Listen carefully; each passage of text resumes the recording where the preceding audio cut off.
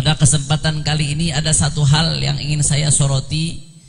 Saya jujur sangat-sangat kagum dengan persatuan para alim ulama, para tokoh, para asatid, para da'i yang ada di kota Palembang ini, saudara. Walaupun beda-beda alma mater, ada guru kita, sesepuh kita, alumni Abuya Sayyid Muhammad ibn Alawi ibn Abbas al-Maliki.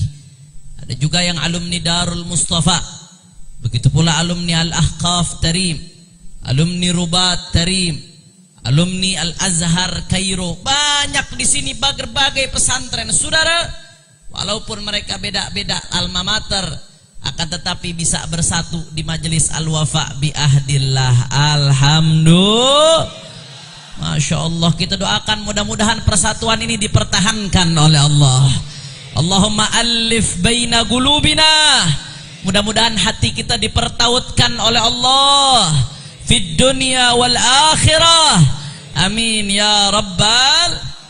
Karena kalau kita berbicara tentang persaudaraan sesama mukmin, saudara, Allah Subhanahu wa taala menggambarkan dalam Al-Qur'anul Karim, faqala ta'ala innamal mu'minuna ikhwah. Sesungguhnya orang-orang yang beriman mereka adalah ikhwah, saudara. Ini kalau kita kaji dari sudut pandang bahasa Arab, saudara, kata-kata ikhwah ini bentuk plural, bentuk jamak dari akhun. Akhun ini artinya saudara, tapi cuma satu, tunggal. Akhun. Akhun kata ulama ahli lughah, kalau diartikan sebagai saudara, sedarah, ada hubungan nasab, maka bentuk jamaknya menggunakan kata-kata ikhwah. Kalau ada hubungan saudara, senasab, sedarah, hubungan jamaknya dengan kata-kata ikhwah. Tapi kalau persaudaraan yang dihubungkan cuma dengan persaudaraan kebangsaan, persaudaraan satu alma mater, saudara satu tanah air, saudara karena teman kita dianggap sebagai saudara, maka pakai bahasa Arab jamaknya jadi ikhwan. Jamaknya apa? Ikhwan. Jadi dalam bahasa Arab akhun satu, kalau saudara jamaknya jadi ikhwah.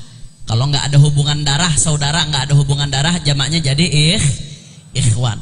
Akan tetapi menariknya, saudara, ketika Allah Subhanahu wa taala menggambarkan persaudaraan sesama muslim, Allah pakai kata-kata ikhwah, saudara. Artinya apa? Persaudaraan kita sesama muslim, walaupun beda-beda suku, walaupun beda-beda latar belakang, walaupun beda-beda alma mater, walaupun beda daerah, itu lebih erat dari persaudaraan sedara, saudara. Masya Allah. Makanya Allah Subhanahu wa taala melalui baginda Nabi besar Muhammad sallallahu alaihi wasallam menggambarkan persaudaraan sesama muslim itu seperti kal jasadil wahid, seperti satu tubuh, saudara. Kalau mata sakit, semuanya ikut nggak enak, ikut sakit, saudara. Kalau hidung sakit, semuanya juga merasakan tidak enak, merasakan sakit, saudara. Begitu juga saudara-saudara kita yang muslim.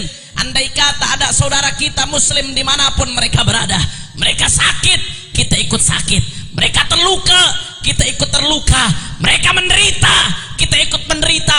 Mereka merasakan penderitaan, kita juga ikut merasakan pahitnya, saudara. Alhamdulillah. Makanya luar biasa ini saya lihat ukhuwah di kota Palembang ini luar biasa. Mudah-mudahan Allah jaga, saudara. Mudah-mudahan jadi contoh untuk daerah lainnya. Makanya sayang seribu sayang, kadang-kadang kita lihat zaman sekarang banyak orang yang membenturkan satu pergerakan dengan lainnya, saudara.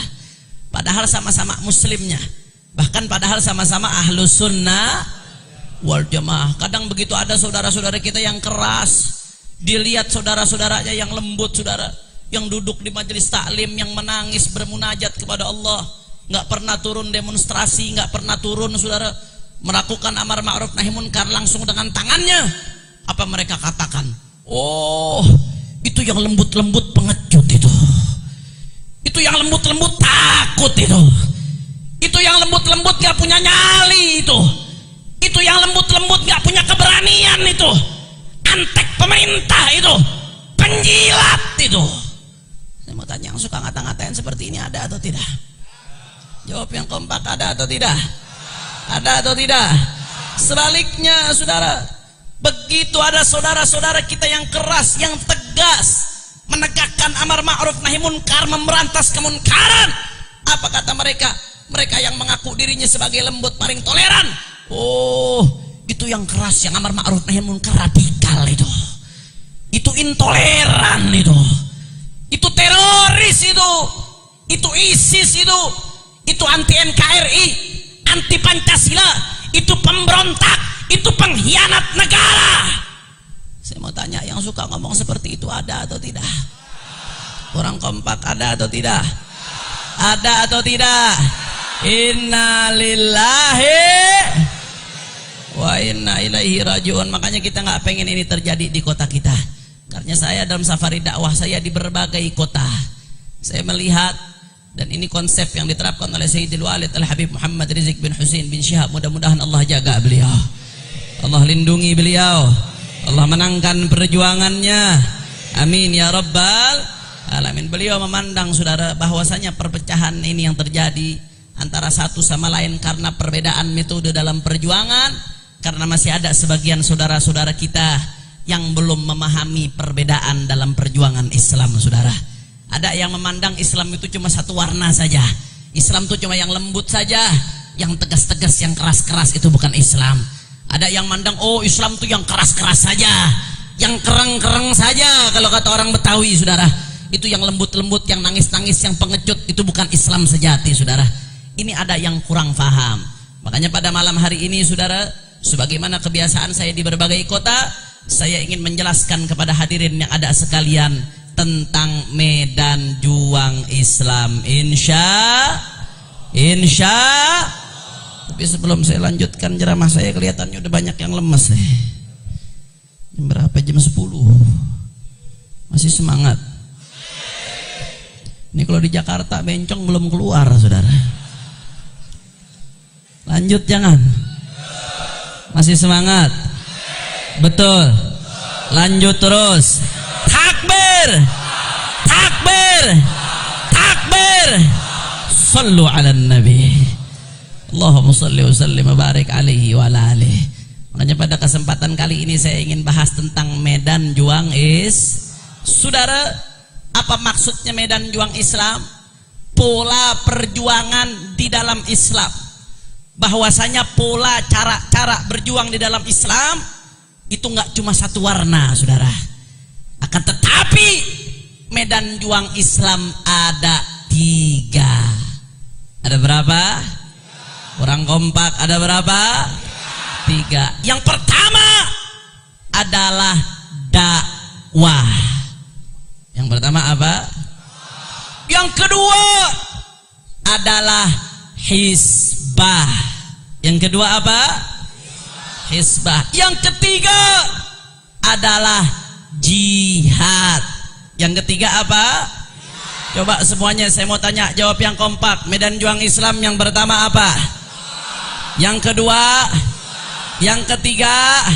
Kita mulai dari yang pertama saudara.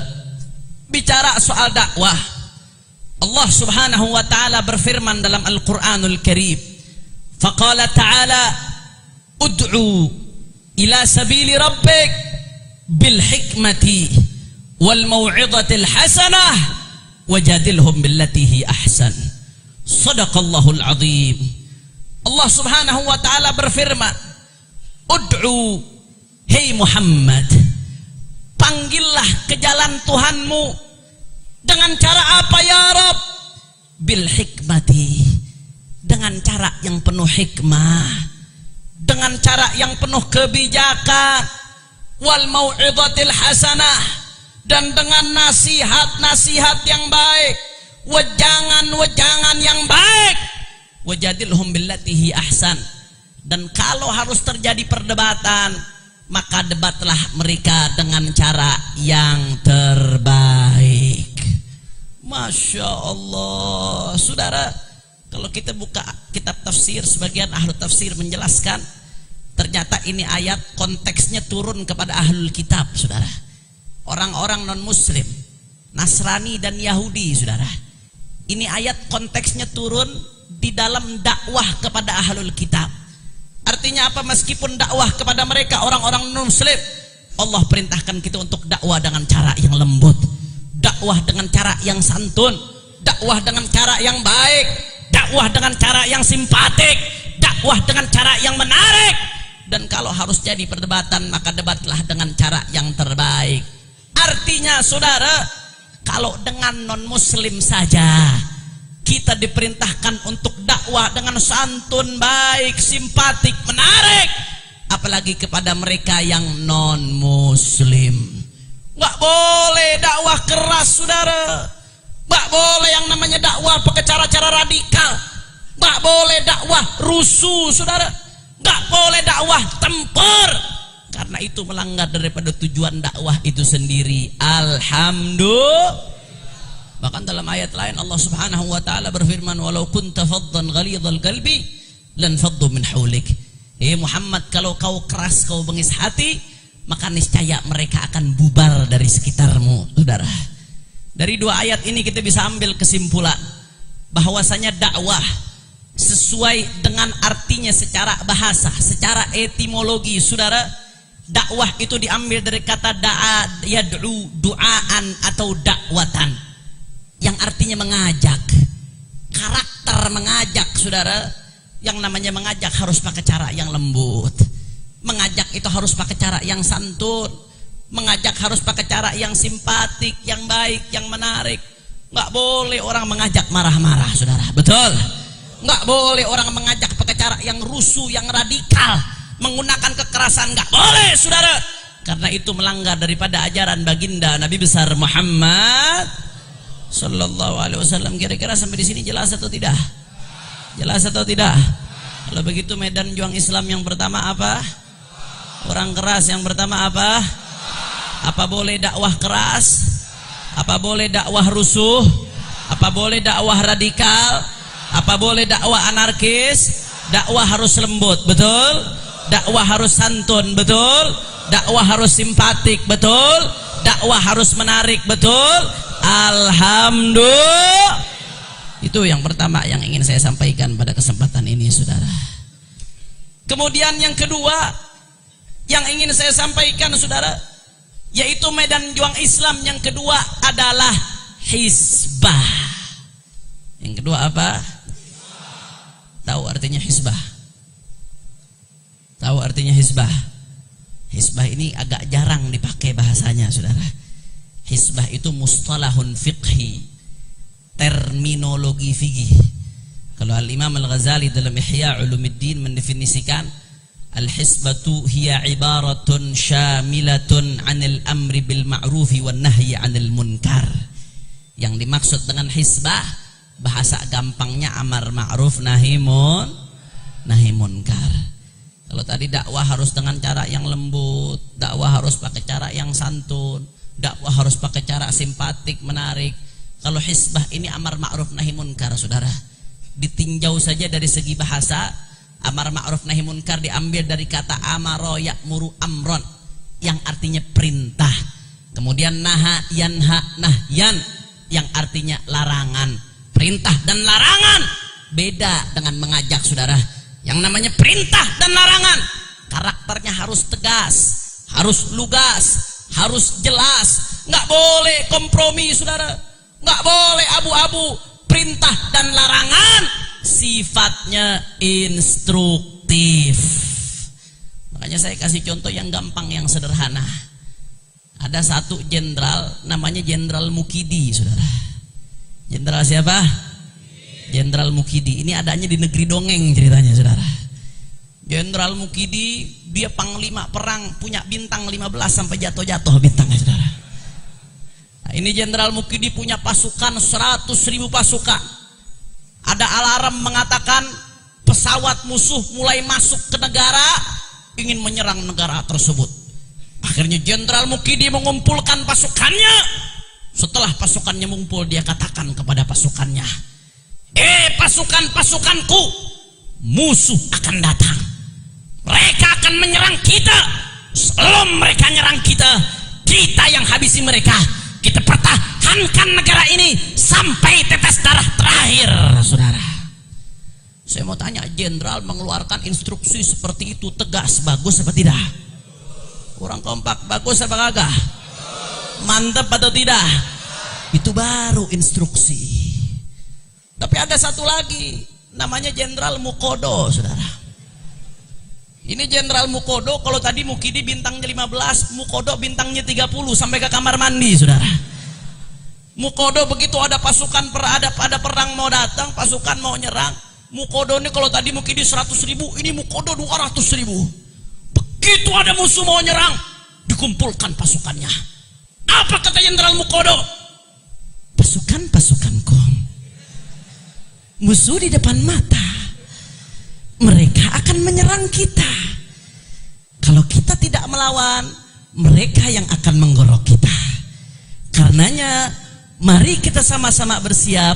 Fa'alaihi faliyatafaddal. Saya mau tanya, Jenderal bintang 30 ngomong instruksi seperti itu, kira-kira pasukannya semangat atau lemes? Perang atau bubar? Maju atau kabur? Maju atau kabur? Saudara, yang namanya perintah, larangan, instruksi mesti tegas, jelas, lugas, nggak boleh abu-abu, saudara. Betul. Makanya kalau kita lihat bagaimana amar ma'rufnya baginda Nabi besar Muhammad Sallallahu Alaihi Wasallam, nggak usah cerita nahi munkar dulu, cerita amar ma'ruf dulu, saudara. Al-Imam At-Tirmidzi radhiyallahu taala anhu wa ardah, beliau meriwayatkan bahwasanya para sahabat baginda Nabi besar Muhammad Sallallahu Alaihi Wasallam bercerita bahwasanya Rasul idza khataban nas ihmarra wajhuhu, wa fi riwayatin ihmarra 'ainah, washtadda ghadabuhu, wa 'ala sawtuhu ka'annahu mundiru jaishin. Masya Allah, saudara, Anda tahu bagaimana Nabi Muhammad Sallallahu Alaihi Wasallam, panutan kita, manusia sempurna. Kalau sudah berbicara, berkhutbah di depan umatnya, bicara halal haram, hak batil, benar salah, kufur iman, munkar ma'ruf, bagaimana Nabi Muhammad bicaranya, saudara? Idza khataban nas ihmarra wajhuh, saudara. Muka Nabi sampai merah, saudara. Wa fi riwayatin ihmarrat 'ainah, bahkan dalam satu riwayat mata Nabi sampai ikut merah, saudara. Saya mau tanya semua yang hadir di sini nih, saya dari tadi ceramah suara saya keras apa kagak? Kalau yang bilang nggak keras berarti kupingnya mesti pakai alat pendengar, saudara. Keras apa kagak? Tapi muka saya merah apa kagak? Jangan lama-lama ntar naksir buat mantu lagi. Nggak merah. Habib Rizik ceramahnya tegas atau tidak? Keras atau tidak? Tapi kalau beliau ceramah mukanya merah atau tidak? Matanya merah atau tidak? Enggak, saudara. Saya seumur umur belum pernah lihat Sayyidul Walid Habib Rizik ceramah matanya sampai merah, saudara. Enggak ada. Artinya apa? Setegas-tegasnya saya, setegas-tegasnya Habib Rizik, sekeras-kerasnya Habib Rizik, kalau sudah amar ma'ruf nahi munkar, tidak ada apa-apanya dengan Nabi, saudara. Masya Allah, bahkan nggak sampai di situ. Itu Nabi Muhammad kalau sudah bicara halal, haram, benar, salah, ihmarra 'ainah washtadda ghadabuh, kemarahan Nabi luar biasa. Wa 'ala sawtuh, suara Nabi melengking tinggi. Ka'annahu mundiru jaishin, seakan-akan Nabi bukan orator, tapi seakan-akan Nabi Muhammad adalah penyeru pasukan perang, saudara. Takbir, takbir, takbir. Masya Allah. Kalau begitu saya mau tanya, amar ma'rufnya Nabi tegas atau tidak? Lugas atau tidak? Hebat atau tidak? Itu baru amar ma'rufnya Nabi, belum nahi munkarnya Nabi, saudara. Kalau kita jabarkan nahi munkarnya Nabi semalam nggak rapi, saking banyaknya, saudara. Satu saja yang mau kutip, saya kutip. Silahkan Anda sama-sama lihat tafsir Ibnu Katsir. Begitu juga ini cerita panjang lebar dikutip oleh Syekh Muhammad Sa'id Ramadan Al-Buti rahimahullahu ta'ala rahmatal abrar di dalam kitabnya Fiqhus Sirah, saudara. Ada yang namanya Masjid Dirar. Bahkan ini masjid disebutkan secara eksplisit. secara langsung saudara di Al-Quran, masjidan dirara. Anda bisa lihat dalam Al-Quran, saya lupa surat sama ayatnya saudara. Masjidan dirara, Allah yang nyebutnya sebagai masjid. Bagaimana ceritanya masjid dirara? Pada saat itu Nabi Muhammad SAW sedang ada di rual Madinah, ibadallah. Akhirnya ada sekelompok orang yang ingin membangun sebuah masjid. Mereka mengirim utusannya kepada Nabi. Mereka minta kepada Nabi, kalau masjid tersebut sudah rampung, sudah selesai, agar Nabi Muhammad sholat di masjid tersebut, ibadallah. Nabi Muhammad ini kalau diminta nggak pernah nolak, saudara. Nabi Muhammad selalu berbuat baik kepada orang lain. Karena diminta sholat di masjid, Nabi Muhammad, na'am, nanti sepulangnya ke kota Madinah, saya akan sholat di masjid tersebut. Alhamdulillah. Akhirnya di perjalanan pulang ke kota Madinah, Nabi Muhammad alaihi afdhalus salatu wassalam mendapatkan wahyu dari Allah subhanahu wa ta'ala melalui malaikat Jibril. Ternyata Nabi dilarang sholat di masjid tersebut, ibadallah. Ini ada apa? Tadi Nabi udah konfirmasi Nabi akan sholat di masjid tersebut, saudara. Kok tahu-tahu Nabi dilarang, saudara? Ternyata masjid tersebut walaupun bangunannya masjid, walaupun namanya masjid, akan tetapi dibangun bukan untuk Allah, dibangun bukan untuk Rasulullah, dibangun bukan untuk ibadah, tapi yang pertama dibangun untuk memata-matai umat Islam, saudara. Masya Allah, bahkan gak sampai di situ. Ternyata ini masjid yang kedua dibangun untuk mecah belah umat Islam. Dan yang ketiga, tujuan dibangunnya masjid tersebut oleh orang-orang munafik tidak lain dan tidak bukan untuk menunggu pasukan perang untuk nyerang kota Madinah, saudara. Akhirnya apa yang terjadi, saudara? Ketika Nabi Muhammad tahu bahwasanya masjid tersebut tujuan dibangunnya buruk, tujuannya tidak baik, Nabi kumpulkan sahabat-sahabatnya. Apa kata Nabi kepada sahabat-sahabatnya? Intaliqu ila hadzal masjidil zalimi ahluh fa ahriquh. Sahabat-sahabatku, mari bersama-sama kita berangkat ke masjid tersebut yang penduduknya zalim, fahriqu, bakar masjid tersebut, saudara. Nabi suruh apain? Mas bener jawabannya. Nabi suruh apain? Nabi suruh apain? Ini mas, bukan diskotik, bukan. Mas, bukan tempat pelacuran, bukan, saudara. Mas, bukan bandar narkoba, bukan. Mas, bukan pabrik miras, bukan, saudara. Masjid, Allah yang namakan masjid dalam Al-Quran. Tapi karena tujuannya nggak baik, Nabi perintahkan untuk bakar, saudara. Makanya Syekh Muhammad Sa'id Ramadan Al-Buti, saudara, dalam kitabnya mengatakan, bayangkan bagaimana tegasnya baginda Nabi Muhammad. Di zaman Nabi Muhammad masjid saja yang melenceng Nabi Muhammad bakar, apalagi kalau di zaman Nabi ada kemaksiatan seperti sekarang, saudara. Bayangkan bagaimana marahnya Nabi Muhammad, bayangkan bagaimana tegasnya Nabi Muhammad, bayangkan apa yang akan dilakukan baginda Nabi besar Muhammad Sallallahu Alaihi Wasallam. Saya mengatakan demikian bukan berarti kita boleh sembarangan bakar-bakar, saudara. Akhirnya pulang dari sini ada yang bakar masjid, urusannya Habib Mahdi di penjara, saudara. Bukan seperti itu. Amar ma'ruf nahi munkar ada tata caranya. Apalagi kita di Republik Indonesia, ini negara yang punya undang-undang. Nggak boleh kita sembarangan nabrak undang-undang. Harus tahu bagaimana kita bisa memanfaatkan, mensinergikan antara hukum syariat dan undang-undang, saudara. Bahkan dalam fikih dibahas panjang lebar. Al-Imam Al-Ghazali dalam Ihya Ulumuddin panjang lebar bahas tentang hisbah amar ma'ruf nahi munkar.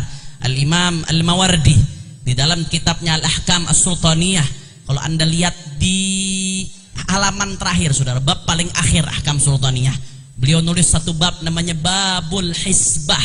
Panjang lebar beliau jelaskan tentang amar ma'ruf nahi munkar.